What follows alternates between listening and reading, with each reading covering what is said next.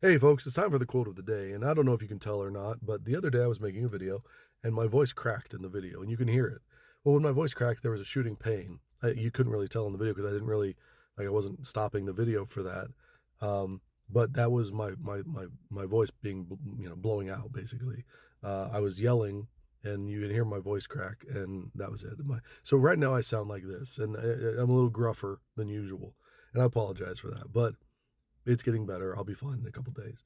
Um, that being said, today's quote of the day is going to continue our trend of birthdays, which, if I'm not mistaken, either today or tomorrow will represent 4 months, 4 months in a row that I've every day made a quote of the day video, whether TikTok ate it or not, doesn't really matter.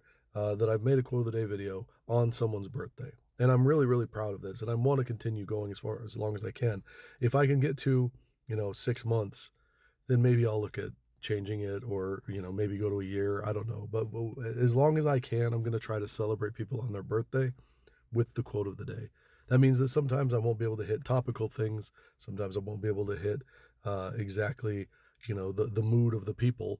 But I think that I do a good job, and correct me if I'm wrong here, but I think I do a good job of trying to, give you something that maybe you haven't heard before, or something that maybe you need to hear at the time. Today's quote, absolutely one of the most important birthday boys I could think of. At one point in time, what I'm about to say here would have been controversial, but I don't think anybody can really argue it anymore. Today, we're going to be quoting the most popular founding father in American history. Who do I say? Most people would say George Washington. At least that's what they would have said, 20 years ago. George Washington is the most popular founding father. But we can't say that anymore because Lin-Manuel Miranda decided that he was going to write Alexander Hamilton. Hamilton, the play about Alexander Hamilton. Today we're going to be quoting Alexander Hamilton, the founding father of these here United States, and the first uh, head of the U.S. Treasury. He created the U.S. Treasury. It was his idea, actually, to create the U.S. Treasury. Now, when I'm quoting him, I want to make sure that we're going to take a minute here and talk about him because I want to make sure that people understand one really important thing about him. There are a lot of people out there that when you go, like if you haven't seen Hamilton or you haven't heard the songs, I implore you go read them, go listen to them and read the lyrics. Um, but understand that that's not actual history. It's close in some areas. There are parts of that are close, but there's a lot of he kind of Lin Manuel Miranda kind of played with what history really said about Hamilton. So there is a little bit of a divide there, and a lot of times people will come out of that and they'll be really really excited about Hamilton as a person, and that's fine. That's fair. He was kind of a dick. Like, it's important to know that. He was literally known for being snobby and effete. He was known for being, they people, especially like John Adams and Thomas Jefferson, who, Thomas Jefferson was a pile of shit. So it is what it is. But thought of him as being very aristocratic, very above the people. Now that's kind of a weird, charge against him, but it is something that they thought, and it was very well known back then. Now, here's the part that some people disagree with. We don't have any evidence to do that, but some people seem to believe that because Alexander Hamilton's family owned slaves, that he did. Now, there is no historical evidence of that. And Alexander Hamilton's own son in 1840 came out and said, "Our family never owned slaves. We never did. There was a woman that was a slave that came and worked for us. We did not know she was a slave. And when my father found out, he bought her freedom." So it's important to understand that, like, I know that people want to say that because his family owned slaves, or because when he was a young man in St. Croix, and he worked for somebody that sold slaves, that somehow he himself was tarnished by the slave trade. To that, I would say, find me a man, find me a person, find me a moment in that period of time in our the founding of our country that wasn't tarnished by slaves. We're tarnished by it today. And so the idea that people want to judge him based on what his family did, and say that somehow he was not on the up and up when it came to his stance on slavery is disingenuous. That's not really the facts. We have no proof. We have no evidence that he himself actually ever owned slaves. And I think that that is important because there are very, very few founding fathers that can be said about. John Adams, Alexander Hamilton, maybe a few others that are still, kind of up in the air, but those two absolutely held the line when it came to not owning slaves. Neither one of them had slaves.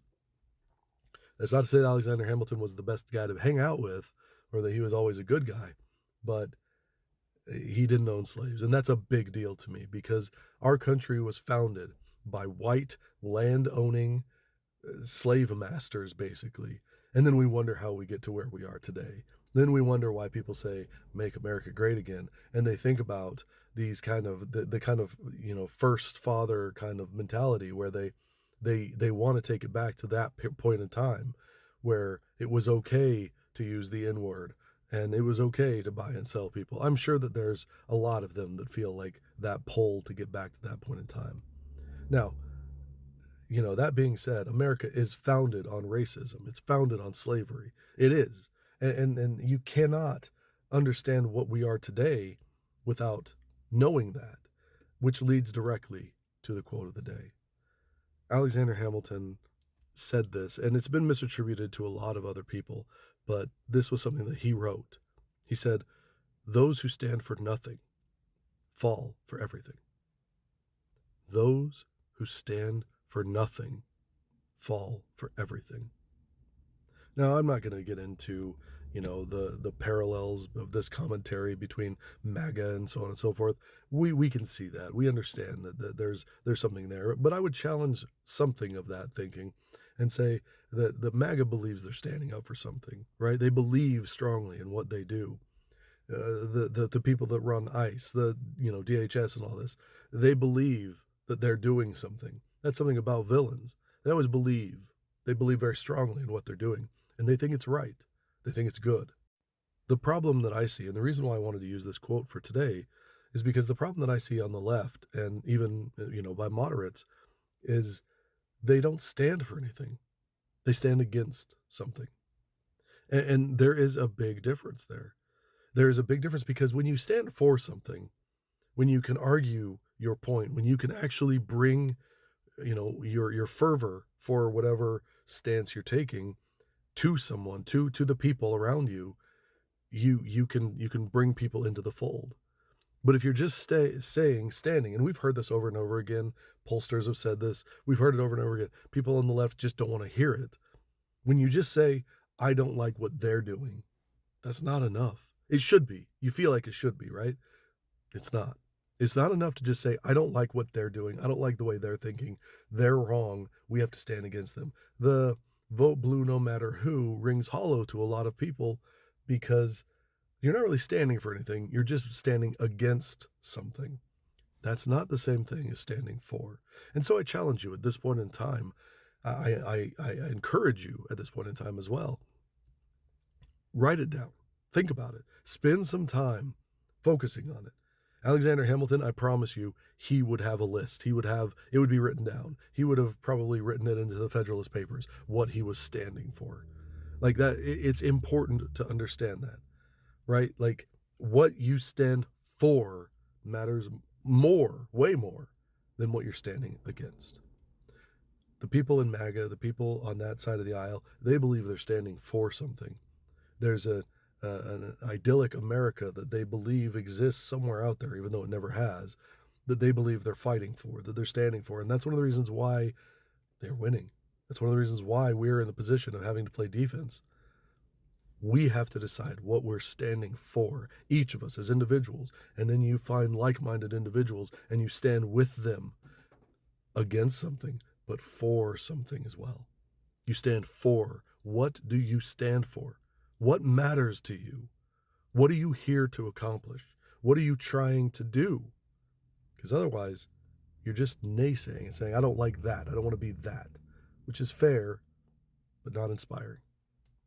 Happy birthday to Considered a Genius Alexander Hamilton, founding father of our country. The rest of you, take care of yourself. Take care of others. I'll talk to you soon.